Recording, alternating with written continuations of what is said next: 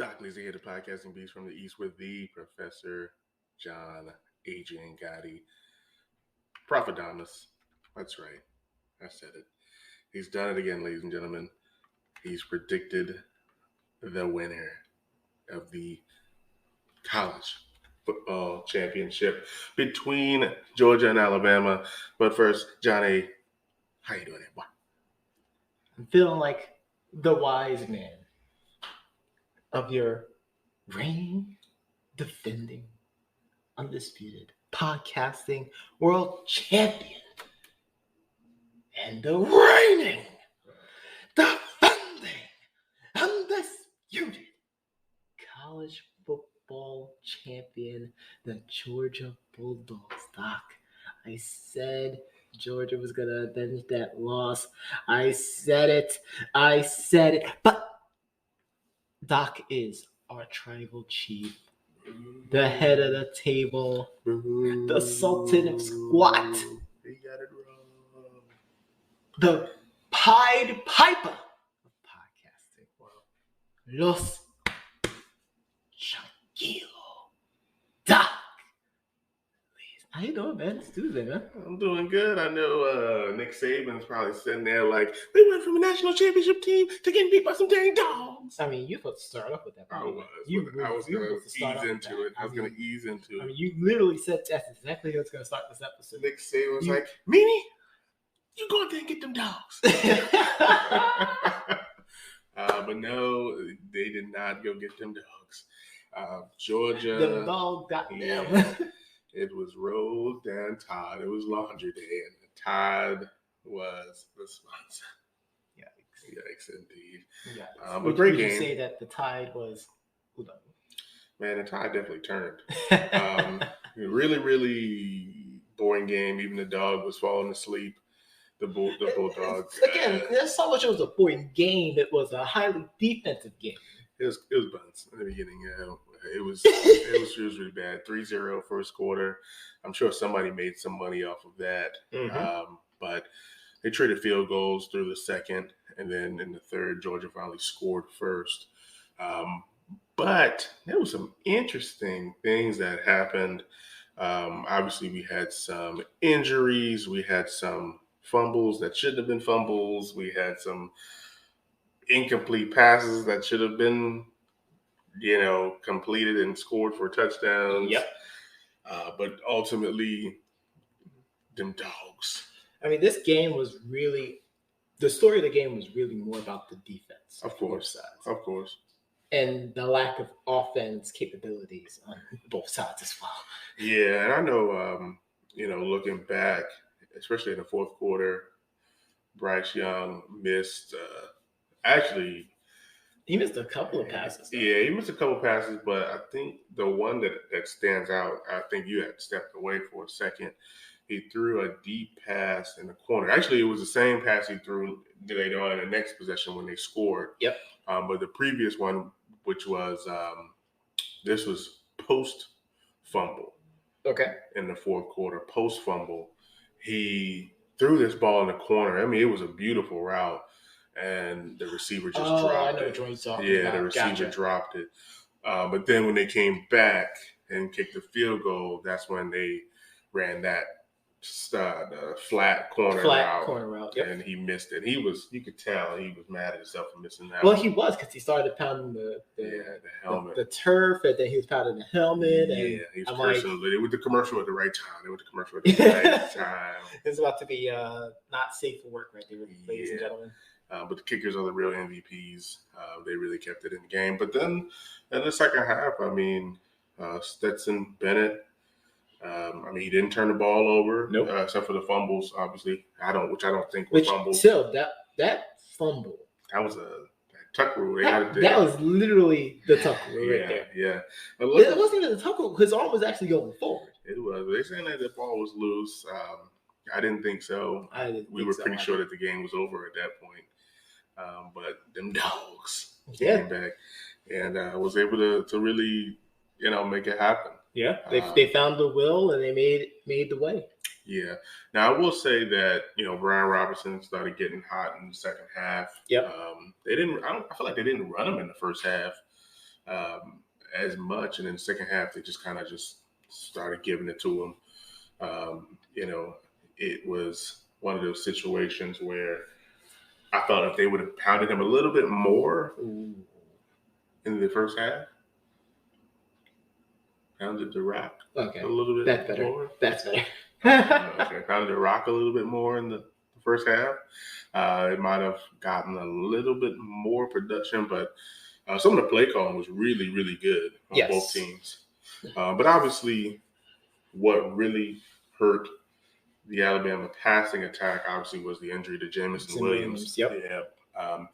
And some people did step up. I can't remember who actually dropped the pass, but I will say that the tight end Cameron Lotto definitely stepped up and played well.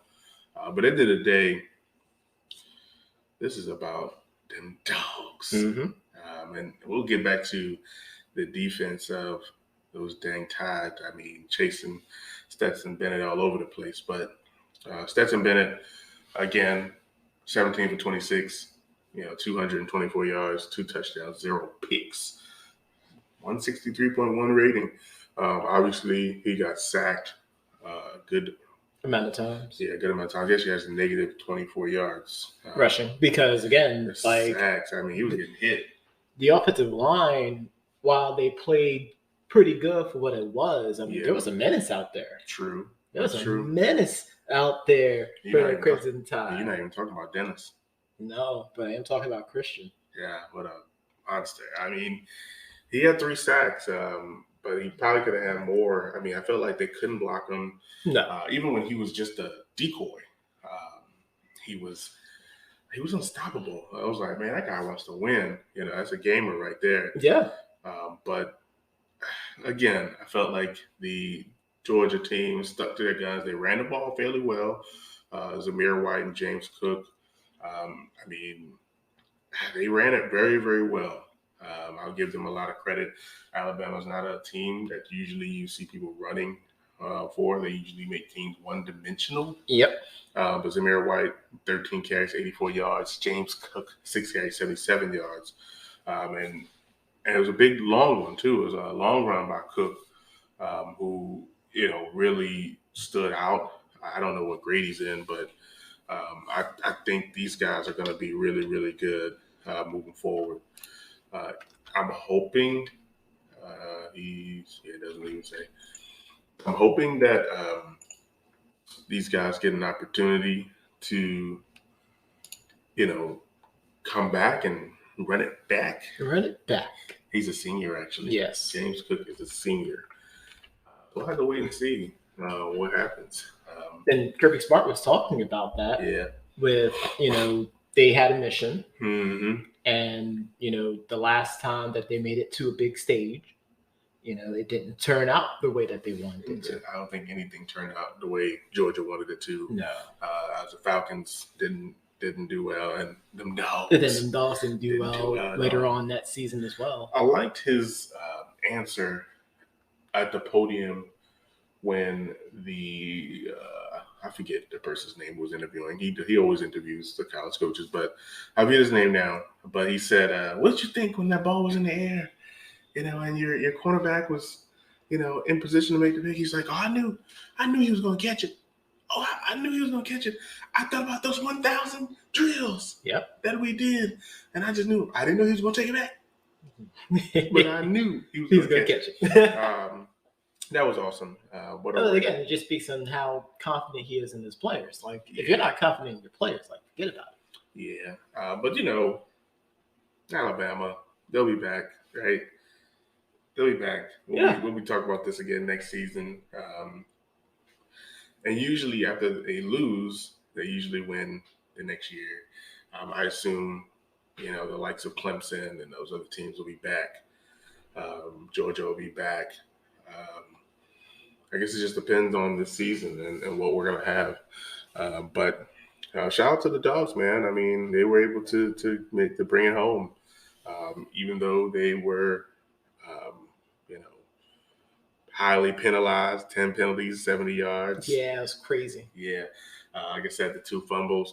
But I'm curious if Bryce Young can shake this off, right? Can Bryce Young shake this off? And I think he can. I think the question now is whether or not he wants to come back next season.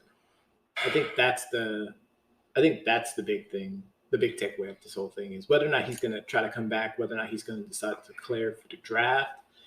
Well, he's a sophomore, actually. He's a sophomore. Yeah, so he's eligible to go to the draft now. No. Is this his third year sophomore? In football, you got to be a junior. Unless he was redshirted. I don't know if he was redshirted or not. That's a good question, though. Yeah, I don't know if he's eligible. I think he might have to wait one more year. Yeah, I think. You think he has one more year? Yeah, he's a sophomore. Unless he's a redshirt sophomore, then that's something different. But I think he's just a sophomore though. So he has to wait one more year. Yeah, he's just a sophomore. It looks like. Yep. So we get him for one more year, which is good for him. Depending on the other quarterbacks, maybe he'll get a chance to, increase his stock, especially being a 6-foot quarterback. You know how the NFL loves short quarterbacks. That's sarcasm, if I didn't hear it myself. But he still had an incredible season. Of course, Heisman worthy, our reigning, defending Heisman Trophy holder. Honestly, it's just more about, who was more hungrier. And then, as Doc so eloquently kept stating over the entire evening, them dogs. They were a lot more hungry, and they pulled it out when it was, money time. Big time. But you mentioned after the game, Nick Saban,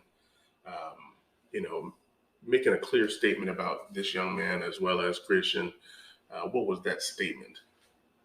These guys are not defined by one game.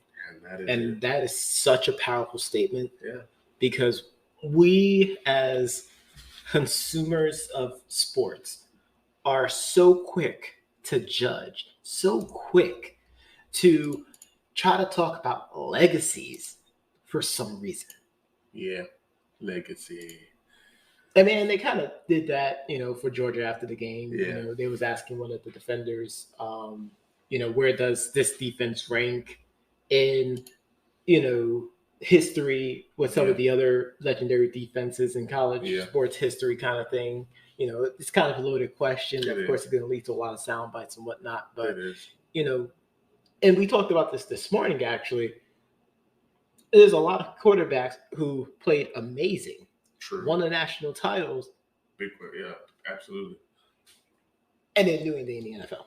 Yeah, I think I just talked about that 3 weeks ago with when I was on my, bench Mike Glennon rant and put in the former Georgia quarterback. I can't think of his name, but Jake Fromm. Jake freaking Fromm. Jake from State Farm. That's exactly it. Put him in the game. Let's see what he can do.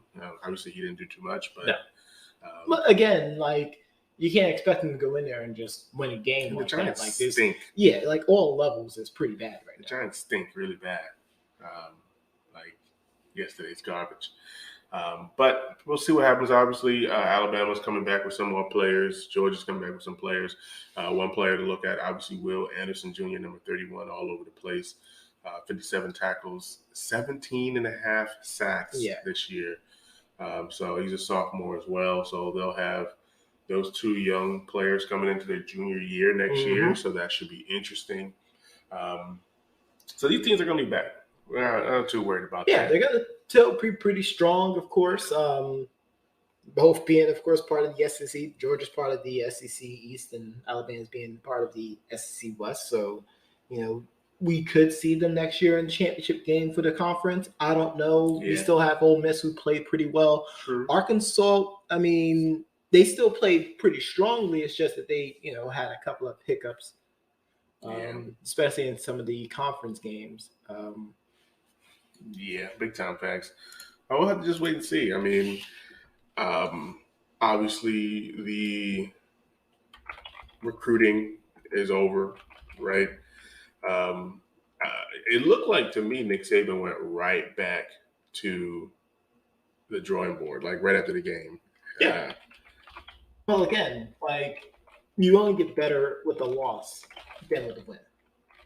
And he kind of probably mentioned that in one of the books I don't think I got to it yet. Maybe not to that particular, but it probably won't be directly stated. Yeah. But like you learn better with a loss than from a win. No, absolutely. Because it's hard to coach around, always winning. Always winning. Yeah. And to try to keep people hungry for wanting more, Absolutely. then hey, which is why he likes to lose a game so he can really like hard coach them. Like, hey, This is what we need to start doing. Like, this is why we stink. I know we win a game and you hear me, go red in the face yelling at you about things that we didn't do and we may have, blown this team out by 50 points. Mm-hmm. But it's the intangibles that matter. Of course.